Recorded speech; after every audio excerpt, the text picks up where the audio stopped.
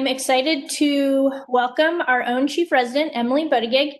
Dr. Buttigieg received her Bachelor of Science in Biology, as well as a Peace and Social Justice minor from the University of Michigan. She then went on to attend medical school at Vanderbilt. Here at Wisconsin, she has been significantly involved with ACOG as well as the Wisconsin Medical Society. She is pursuing a career as an academic specialist after residency. And I'm very excited to hear all about her talk this morning. Thanks so much, Dr. Bizzuto.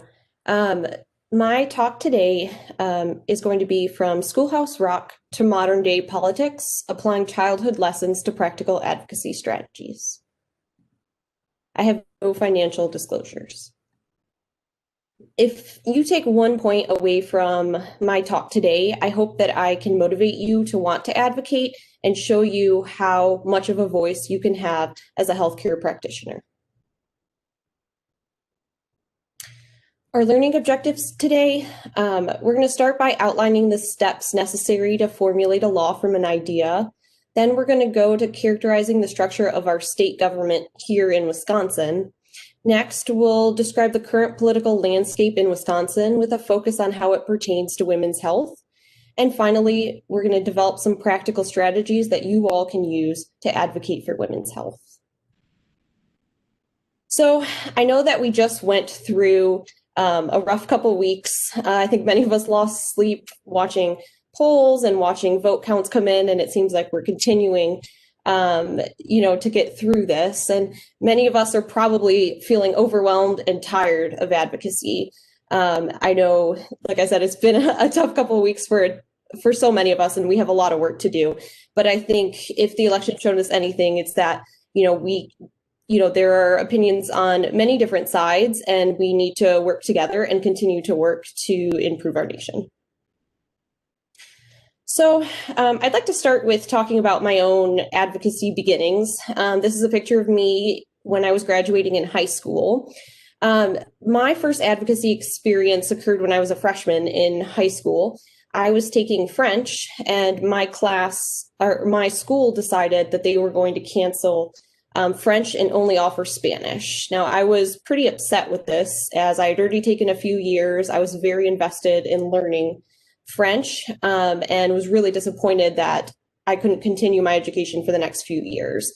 I got together with a few of my classmates in French, and we actually went to a school board meeting and testified on how important the class was to us and how disappointed we were that they were not going to continue pursuing it.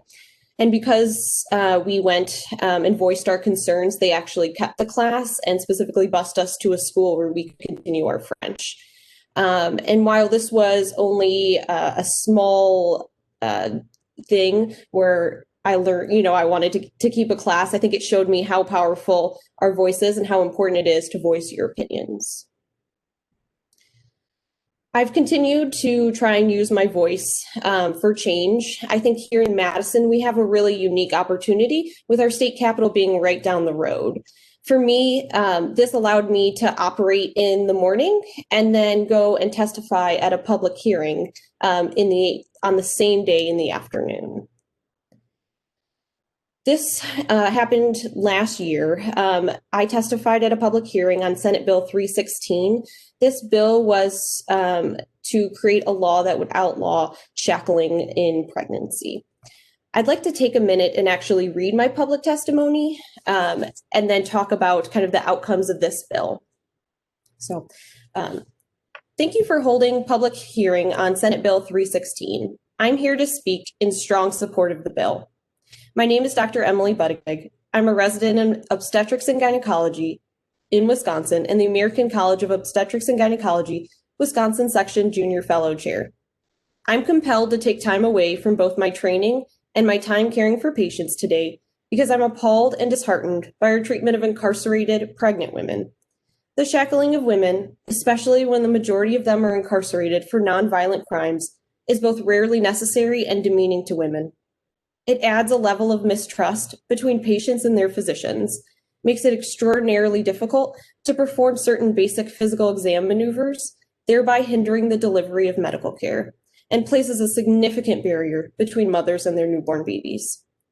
In my recent work, I encountered significant challenges to providing care I deemed appropriate and thoughtful. My patient was a 14-year-old woman, 8 weeks pregnant, and incarcerated for a nonviolent crime. She was brought to the emergency room for bleeding and pain. Unfortunately, her ultrasound showed a baby with no heartbeat or a miscarriage. When I went to see her to deliver the devastating news, I found a young girl, alone in jail attire, with her dominant hand cuffed to a tight band around her waist. She was nervous as I entered the room, but hopeful that her pregnancy was still healthy. I took a seat next to her and delivered the devastating news.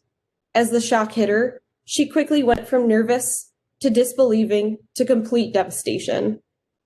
As she moved to hold her heavy head in her hands, she found the cold, hard metal cuff cutting into her hand, stopping her from reaching her face. As tears streamed down her face, she was unable to perform the basic human reaction of wiping her own tears. I grabbed a tissue and helped her wipe her face as she let out the unmatched pain of a mother losing her baby. As a physician and as a woman, I was incredibly uncomfortable and disgusted that in this devastating moment, this patient, young and alone herself, did not even have the right to wipe the tears from her face. After composing herself, we discussed options for management. Given her incarceration, she opted for a surgical approach for removal of the pregnancy tissue, as this would provide the quickest treatment of her miscarriage. She remained restrained until her bed was at the doors to the operating room, at which time they were taken off for the procedure. In the recovery room, while still awakening from anesthesia, she was quickly met by the jail guard and was placed back in metal cuffs. After a 3-hour recovery period, she was taken back to prison to both process and grieve the loss of her first child and recover from the surgery. Throughout my time caring for this patient, I never felt threatened or unsafe. Instead, I felt powerless to provide her the comfort and human dignity at the worst moment of her life. No woman, especially no mother, deserves this unjust treatment. Therefore, I strongly stand with the American College of Obstetrics and Gynecology in support of Senate Bill 316, limiting the use of physical restraints on pregnant and postpartum women who are in custody of a correctional facility. Thank you very much for your attention and time.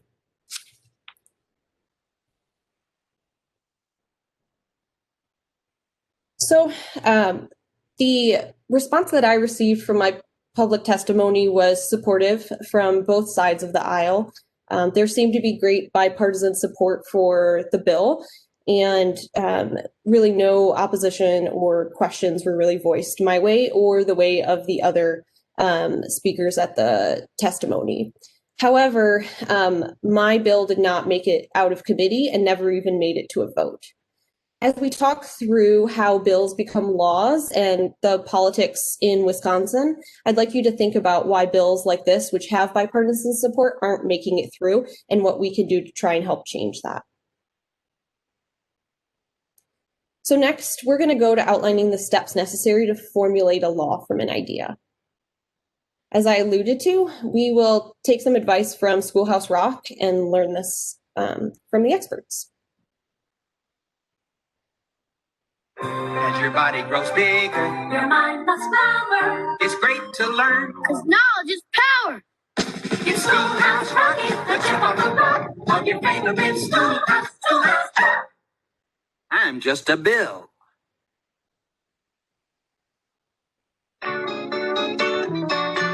Whew, you sure gotta climb a lot of steps to get to this Capitol building here in Washington. Well, I wonder who that sad little scrap of paper is. I'm just a bill. Yes, I'm only a bill. And I'm sitting here on Capitol Hill. Well, it's a long, long journey to the capital city. It's a long, long wait while I'm sitting in committee. But I know I'll be a law someday. At least I hope and pray that I will. But today I am still just a bill. Gee, Bill, you certainly have a lot of patience and courage. Well, I got this far. When I started, I wasn't even a bill. I was just an idea. Some folks back home decided they wanted a law passed, so they called their local congressman, and he said, "You're right, there ought to be a law." And he sat down and wrote me out and introduced me to Congress, and I became a bill. and I'll remain a bill until they decide to make me a law. I'm just a bill. Yes, I'm only a bill. And I got as far as Capitol Hill. Well, now I'm stuck in committee and I'll sit here and wait while a few key congressmen discuss and debate whether they should let me be a law. I hope and pray that they will. But today I'm still just a bill.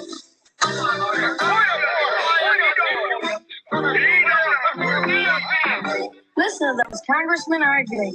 Is all that discussion and debate about you? Yeah, I'm one of the lucky ones. Most bills never even get this far. I hope they decide to report on me favorably, otherwise I may die. Die? Yeah, die in committee.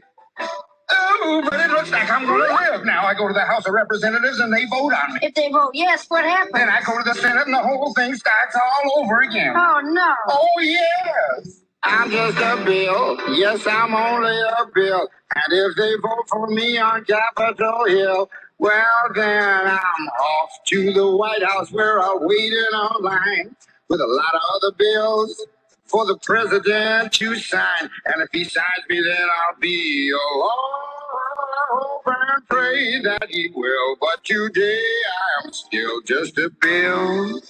You mean even if the whole Congress says you should be a law, the president can still say no? Yes, that's called a veto. If the president vetoes me, I have to go back to Congress and they vote on me again, and by that time you're so By that time, it's very unlikely that you become a law. It's not easy to become a law, is it? No, but how I hope and pray that I will. But today I am still just a bill. He signed your bill. Now you're a law. Oh, yes.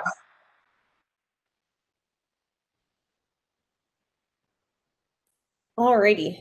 So I think they said it pretty well, but just to summarize, we start out with an idea that's made into a bill. The bill then goes into a committee in either the House, which is called the Assembly here in Wisconsin, or the Senate. If it's passed out of that committee, it then goes to the other side, so either to the Senate or to the Assembly, where it again goes into committee. If it's passed, comes out to a vote.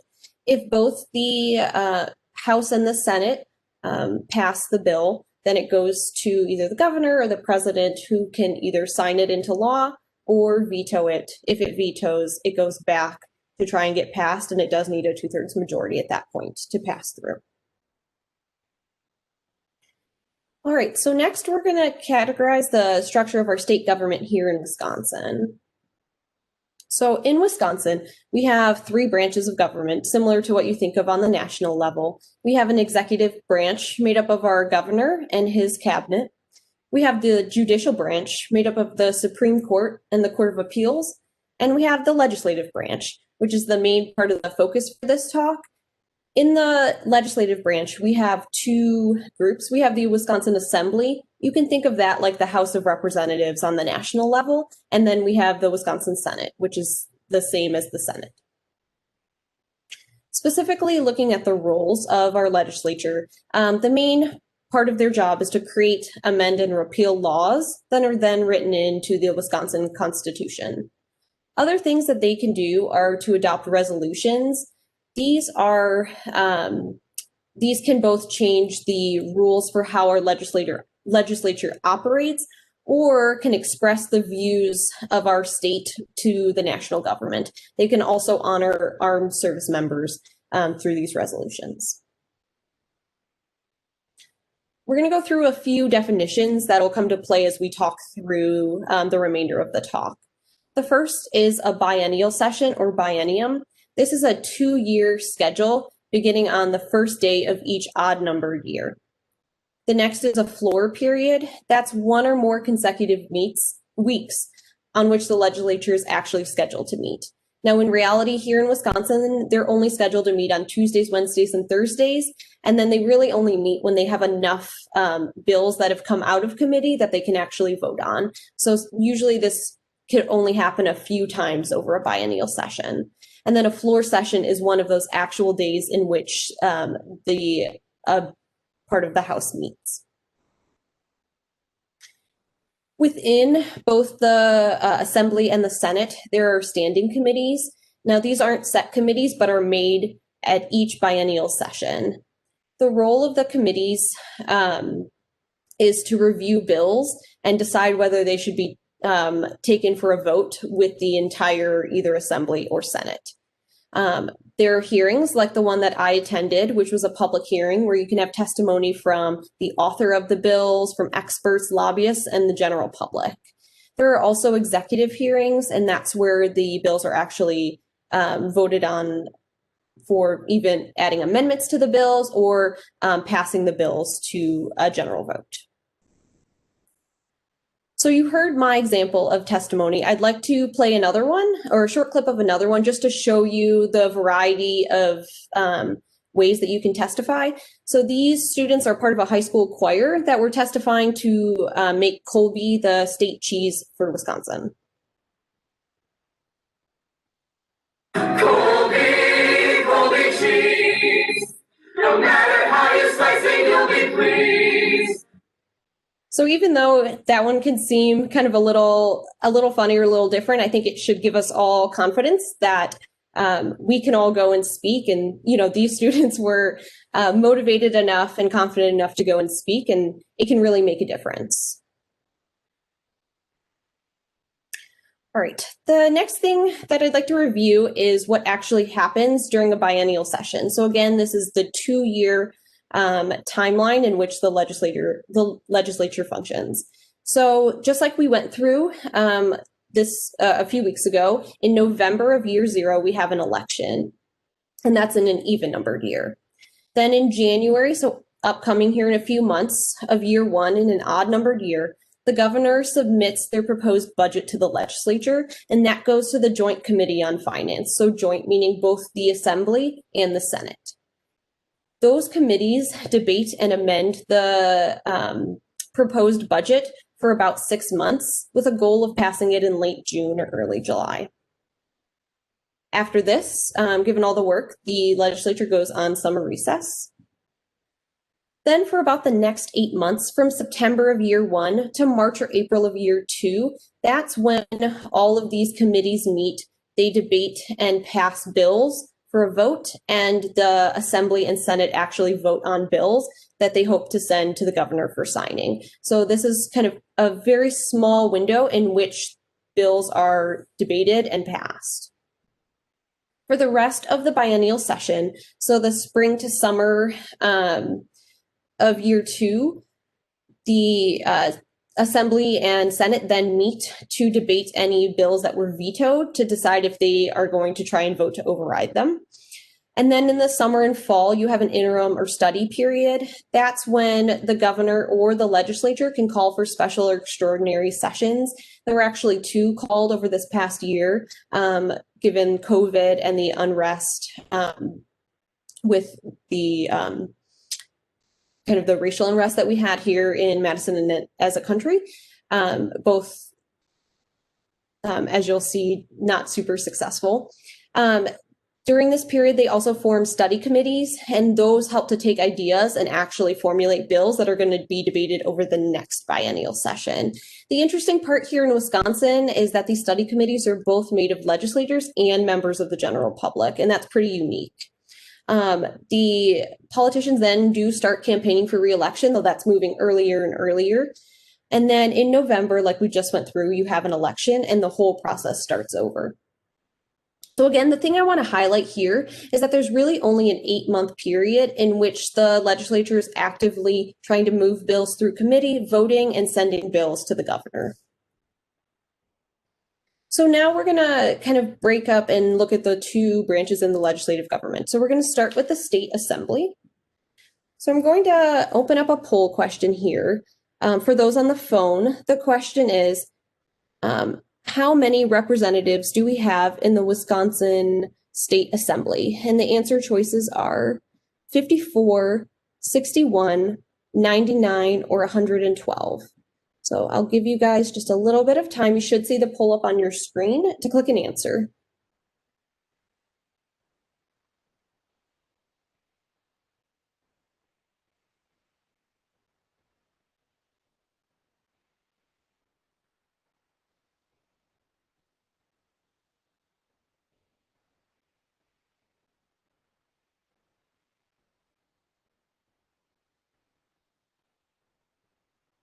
I'll give you guys about 15 more seconds here.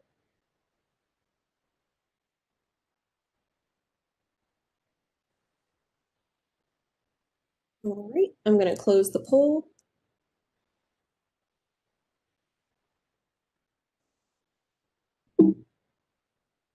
It's closing. We'll give it 10 more seconds here.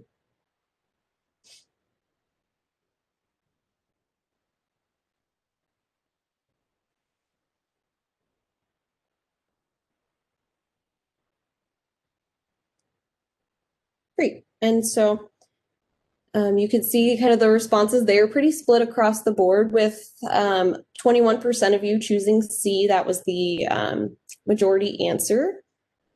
And you all are correct. There are 99 members of the Wisconsin State Assembly.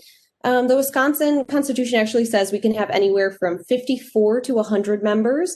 The number has been stable at 99 since 1973. Members of the State Assembly serve a 2-year term. Over this last biennial session, we did have 2 vacant seats, so there were actually only 97 members. And the elections are in November of even numbered years. So we just went through an election and elected a whole new state assembly.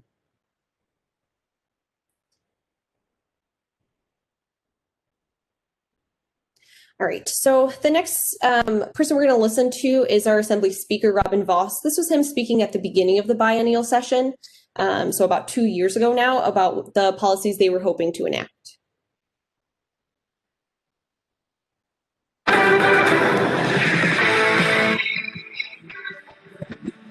With the legislative session in full swing, Assembly Speaker Robin Vos hopes to find common ground with Governor Evers on a long-term transportation solution, increase support for education, and tax cuts for the middle class while ensuring the economy continues to grow. He campaigned on a middle-class tax cut. That's one thing I know Assembly Republicans believe in, too. We pay too much to the government and don't get to keep enough of the money that we earn. Broadband. Every part of Wisconsin needs to have access to good, high-quality, hopefully inexpensive broadband. A lot of Wisconsin doesn't. We passed last session legislation to address homelessness and foster care, dealing with the opioid crisis. All of those are nonpartisan issues.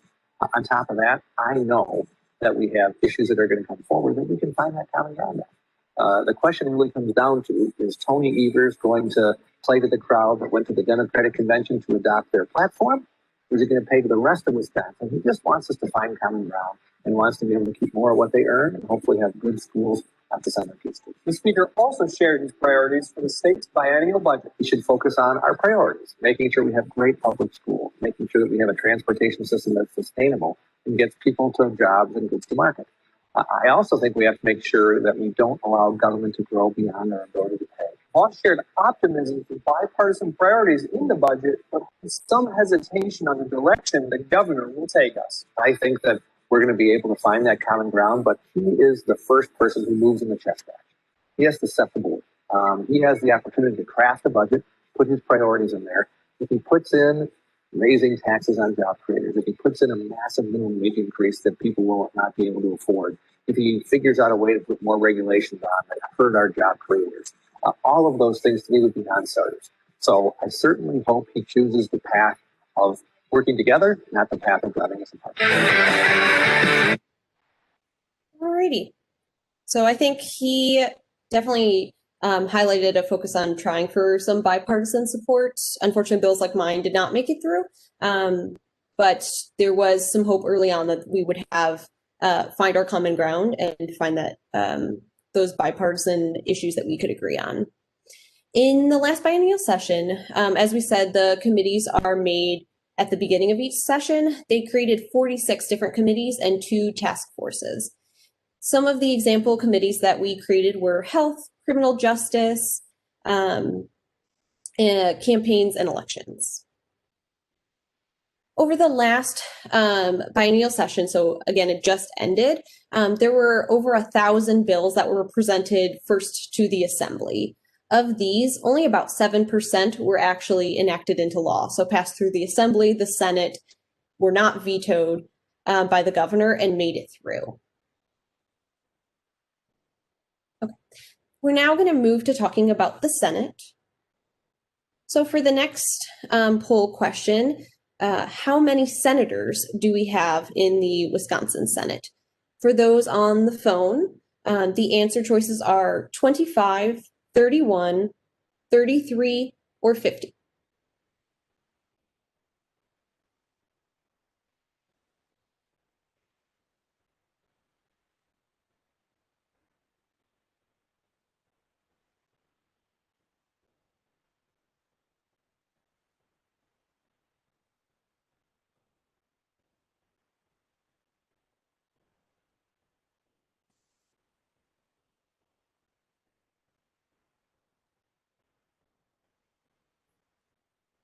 Right, I'll give you guys just a few more seconds here.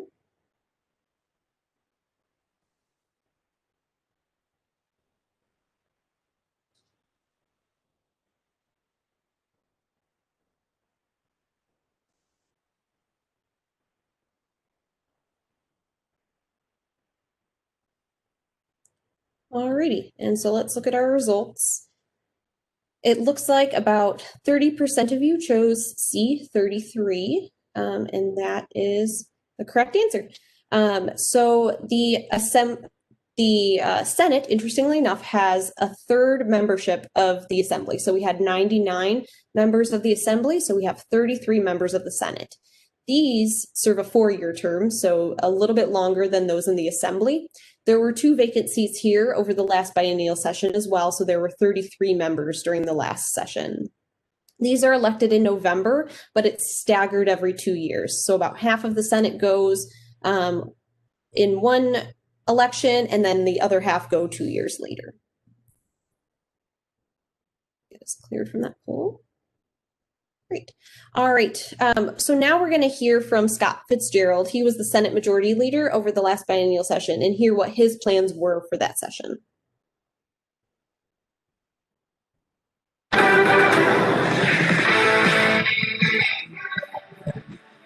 With the legislative session in full swing, Senate Majority Leader Scott Fitzgerald tells WNC that his chamber wants to maintain the very strong economy that Wisconsin is currently experiencing. The Republicans in the legislature, along with the work we did kind of in concert with Governor Walker, has put us in this place. And as a result of that, I think first and foremost, we want to make sure that we preserve that. And in the limited amount of meetings that I've had with Governor Evers already, I think we've made that clear that that's one of our goals, is to make sure financially, fiscally, the state of Wisconsin is in as good a position as it is now.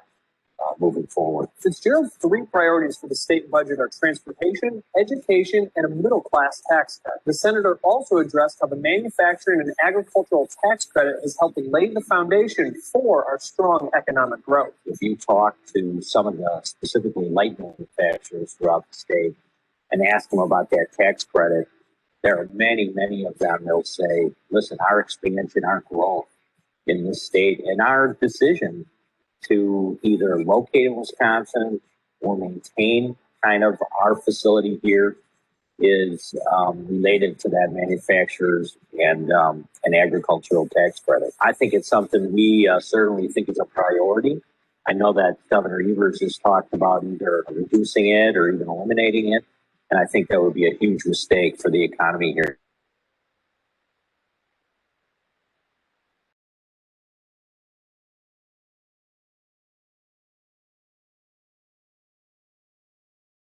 Develop kind of more of a partnership when it comes to WEDC. So that's a strong signal, I think, for the business community to say that, listen, we're taking this seriously. We're not going to use it as a political chip, but we're going to still make sure that there are programs that are available, not only kind of at the state level, but more importantly at the local level, to continue to see industry and manufacturing expand in Wisconsin. Alrighty, so I think Senator Fitzgerald took a little bit of a different kind of approach than Representative Voss. His talk is definitely a lot more focused on economic impacts, although I think he was still hopeful that we would find some bipartisan common ground. So reviewing the Senate over the last biennial session, they formed 19 standing committees. These included areas such as education, health and human services, utilities, and housing. In regards to the Senate's success over the last biennial session, They reviewed 932 bills that were uniquely introduced to the Senate. Of those, about 10% of them were enacted into law. So made it through the assembly and were not vetoed by the governor. And so a little bit more success than with the assembly, but overall still pretty low numbers. Okay, the next part of my talk, I'd like to talk through some of the bills that did come through the last biennial session to kind of give you a landscape for some of the ideas that our legislature is hearing over the last session. So first, for our poll question, how many days has it been since the legislature here in Wisconsin has actually passed a bill into a law?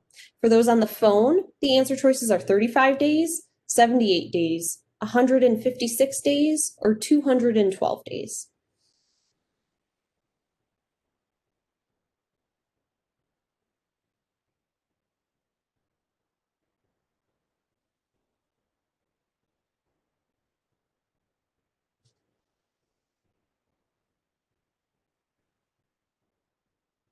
We'll give you guys just about a little bit longer here.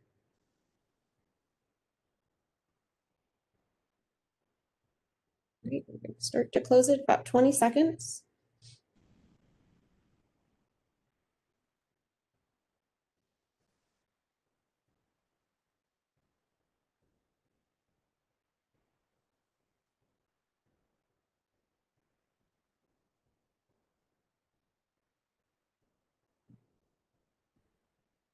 Great. And so again, it looks like people are pretty divided. It looks like most of you think about 156 days, but some good division along it.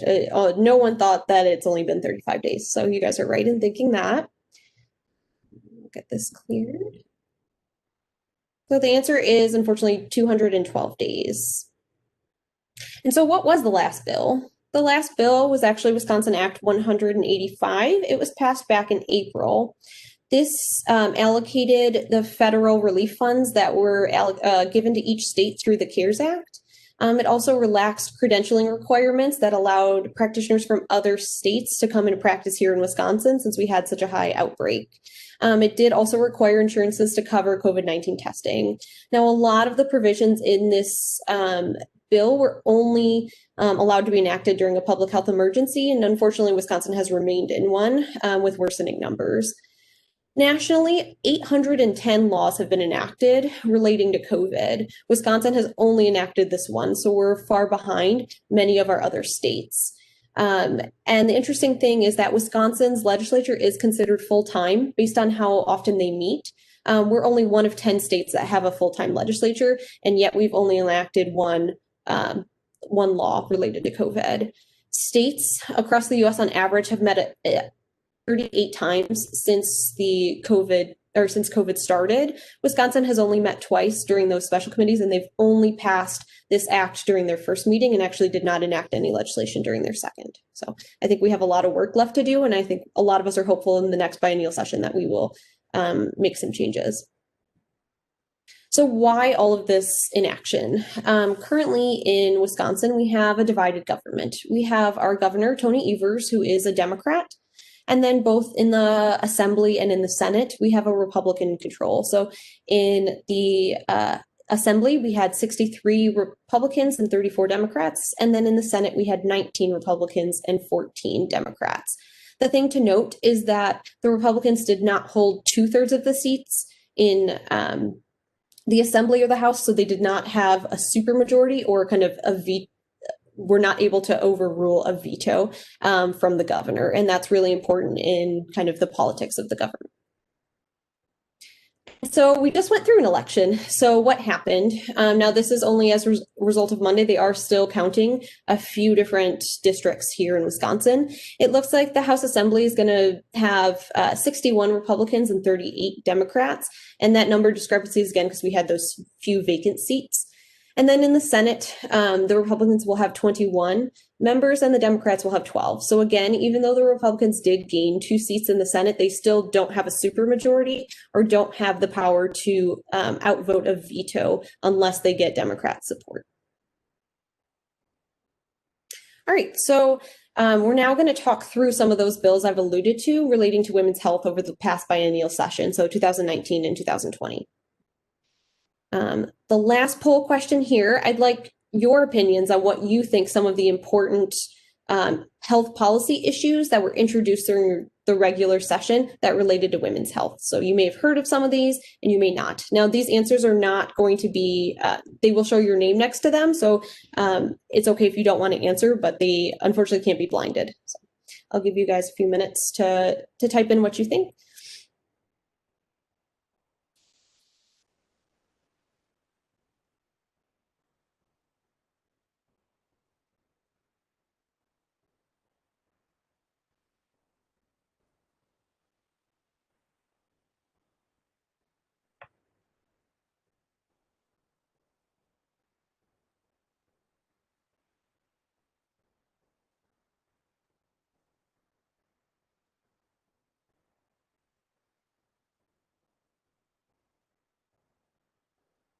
Great. I'll give you guys about 20 more seconds. So again, any kind of policy issue relating to women's health that you think our legislature tried to bring a bill through.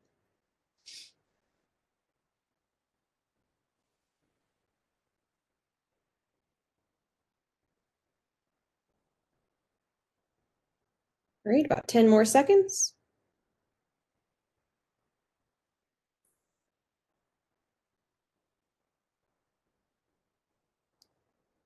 Okay, and we'll take a look at a few of the options. So the Women's Health Protection Act, healthy women, healthy babies as part of the budget, abortion rights, a lot of people weren't sure. So let's review some of them.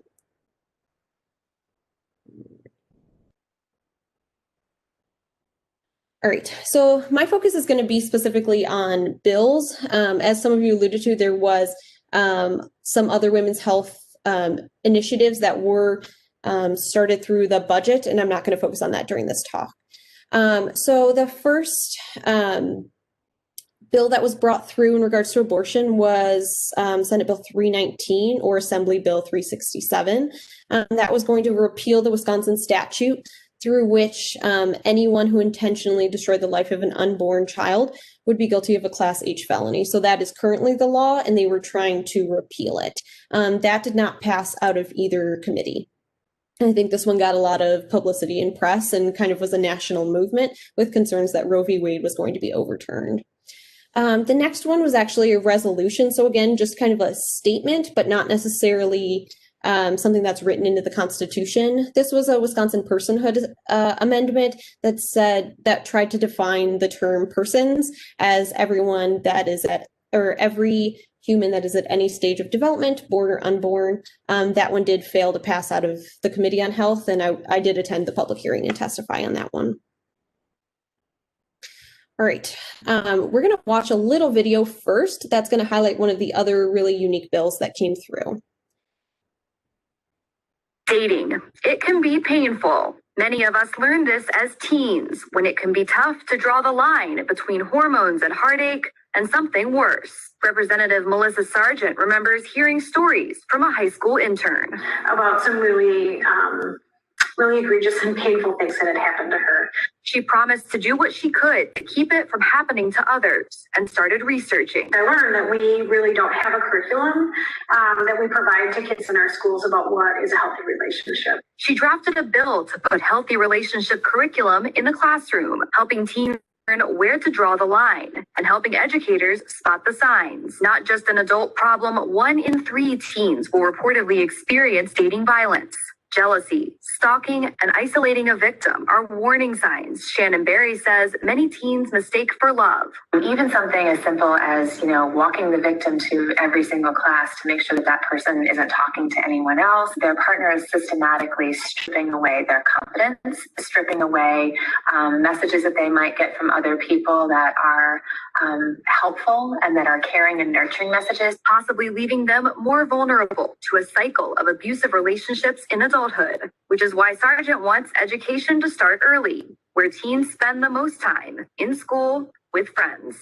It's important that kids know how to support one another, and it's also important that faculty and staff within the schools knows how to support kids. The bill, she says, is an example of how party lines can dissolve in the Capitol when the safety of kids is at stake. We can come together and we can do good things for people in our communities. In Madison, Avery Hall, NBC 15 News.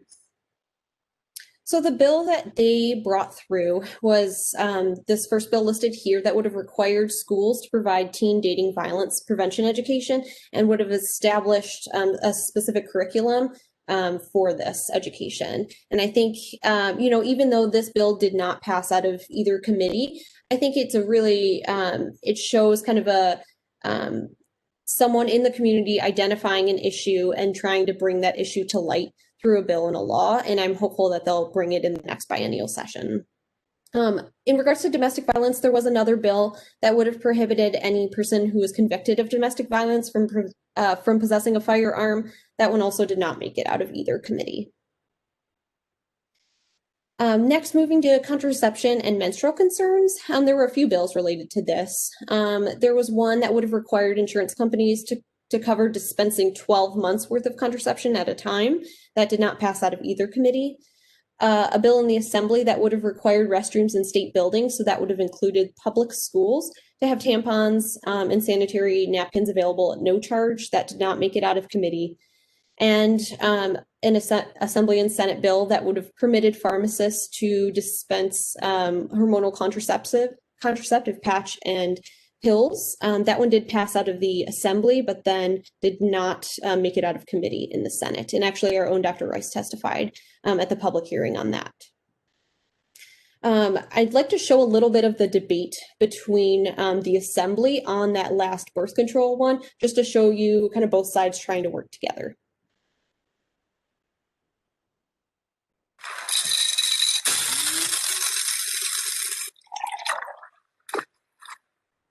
First of all, Mr. Speaker, I just want to thank the majority party for actually attempting to put together a bill that would provide contraception, especially after the fact that you have repeatedly in the last 8 years attacked women's health care.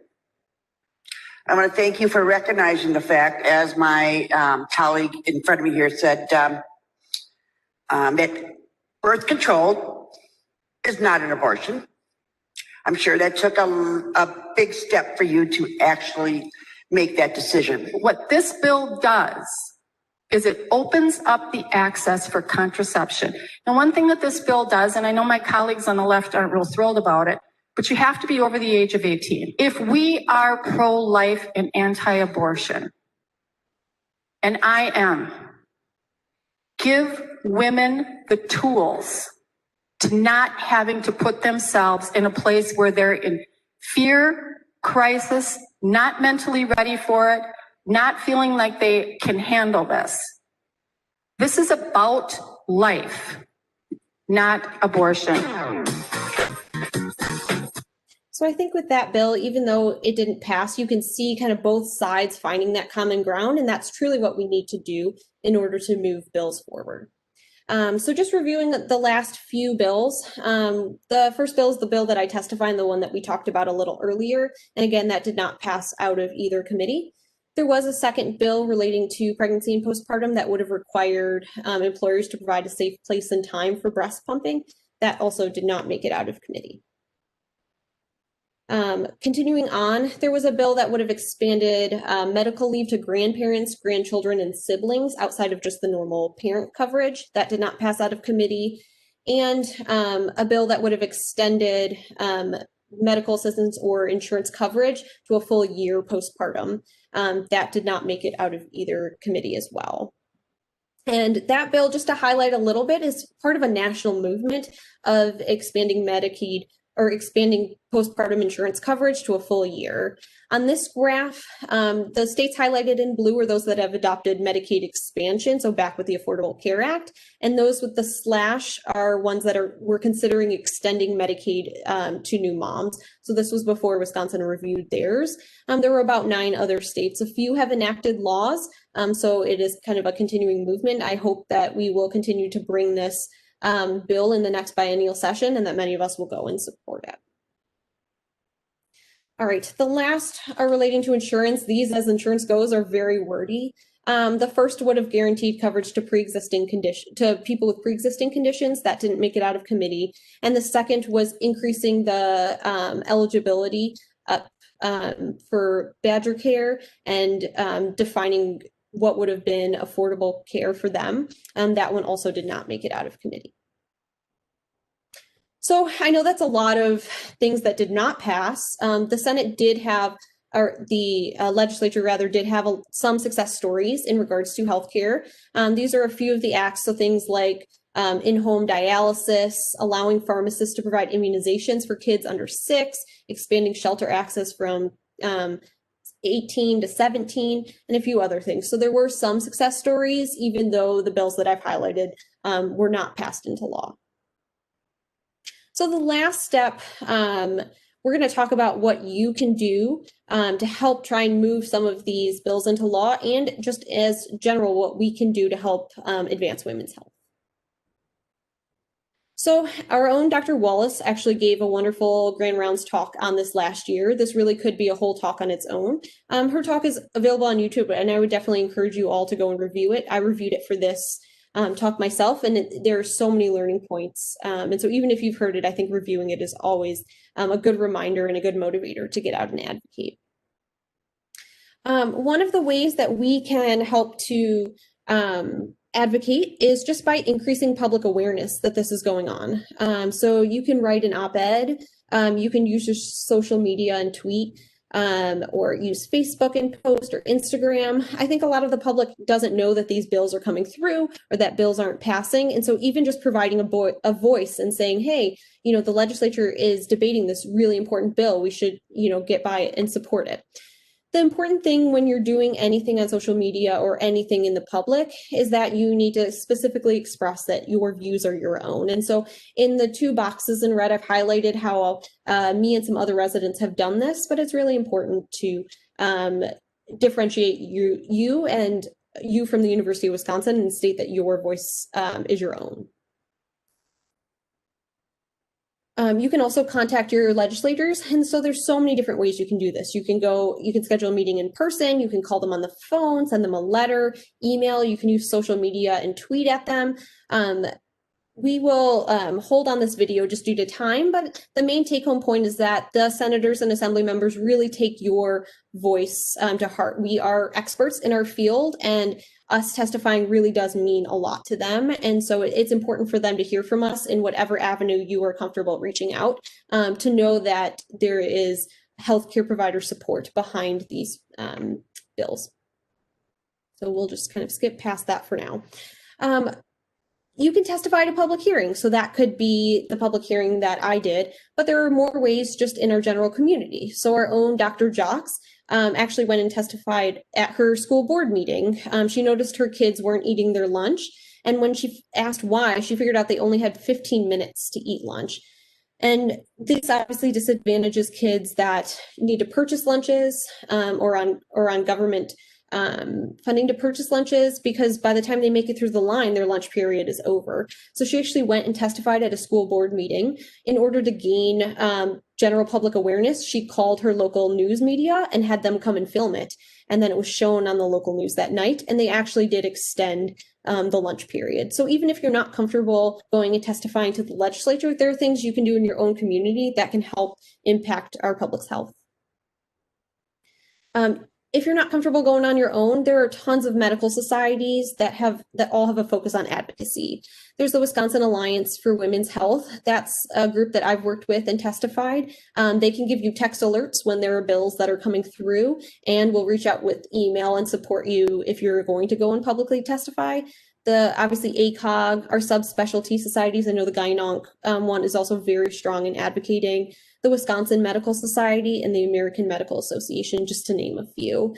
Many of these on their websites have specific advocacy pages where you can get alerts, you can sign on to templated letters that go to your senators and representatives, so they make it very easy to reach out. You can also participate in the lobby day. So those are here on a state level in Wisconsin coming up in May, or on a national level through ACOG, through the Congressional Leadership Conference. I've gone to both, and they're both extraordinary days where meetings are set up with both the senators and the assembly members, so you don't have to do any of the legwork to set up meetings, but you just go and voice your opinion. Now, they have a few bills or ideas that they're always trying to bring through, but this is a unique opportunity where you get to interact, and so many other discussions happen during these sessions.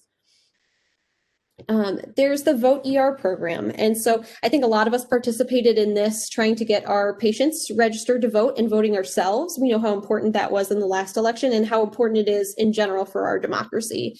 And so the Vote ER program is actually continuing. They're working on what their next role is going to be. And so I think we should stay tuned and, continue to work to get our patients registered to vote and show them how important their voice is for our democracy. And lastly, you could run for public office. So this is Dr. Kristen Lyerly. She was actually a former OB-GYN resident here at the University of Wisconsin. She just ran for public office here in the last election. And even though she didn't win her vote, they had a huge voter turnout in her county. And I think she's very inspiring. I think we're all excited to see what she'll do next. So this is her talking a little bit about why it's important for us to get out and advocate as physicians. Hi, I'm Kristen Lyerly, and I'm running to represent Wisconsin's 88th Assembly District because it's time we start putting people before politics. I'm a first-generation college student, the daughter of a tool and die foreman and a farm girl turned secretary. I grew up in Kaukauna, a stone's throw from here, completed my undergraduate studies at the University of Minnesota, and then returned to Wisconsin for medical school. While raising my 4 sons, I completed my training in obstetrics and gynecology and earned a master's degree in public health along the way. And then Northeastern Wisconsin called me home. It is an incredible honor serving women and families, not only in the exam room, but far beyond, through my important work in healthcare advocacy, mentorship, and relationship building. And now it's time to translate these earned skills to a broader arena. Building our communities by reinforcing the foundations, supporting our small businesses and growing our economy, investing in our public schools, preserving our environment, and so much more. Now, if we're going to make this happen, I need your help, your enthusiasm, your investment, but most of all, your engagement. In the words of Paul Wellstone, we all do better when we all do better. Let's do better together. So I hope over this talk, I've motivated you to get out there and advocate. And I've shown you kind of a lot of different ways from your local community all the way to the state government in which you can do that. So I'd like to thank a few people. There's so many people that have helped me in my advocacy journey. Dr. Jocks, who listened to this talk a few times and was really supportive in my first public testimony. Dr. Rice, who's read over all of my public testimony and my op-ed. Dr. Lauby, who's a constant source of inspiration in the field of advocacy. Dr. Hartkey, who helped me with my first testimony. Dr. Lyerly, who is one of my strong mentors. Sarah Finger and Remy, who both have pulled on me a few times to go and testify and have been there in the audience to help give me confidence when I was testifying. And then my fiance, Zachary King, and of course, my cute little cat here who helped to edit the slides. I'm happy to take any questions.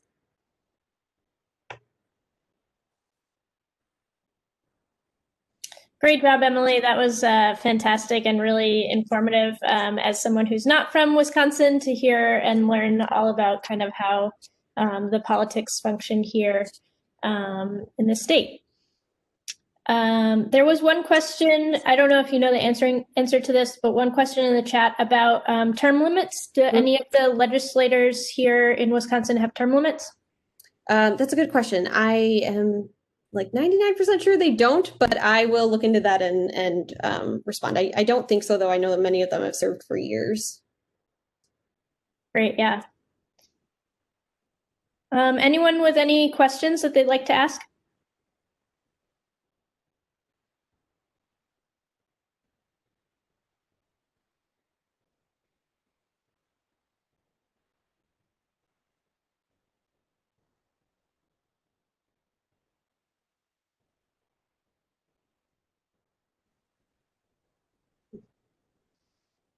I don't have a question, but this is Ellen Hartenbach, and I just want to thank you, Emily, for all of us. It was a unique Grand Rounds, and just talking about your own journey. I remember interviewing as a medical student, and I knew you were special, and now we all know that you're special. So thank you so much. Thank you.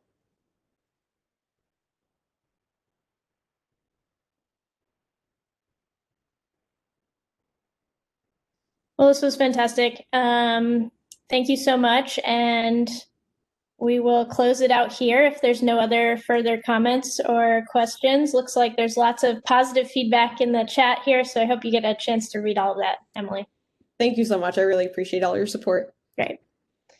All right, we'll let everyone get to their next meetings here. Log off and log back in. Thanks, everyone. Thank you.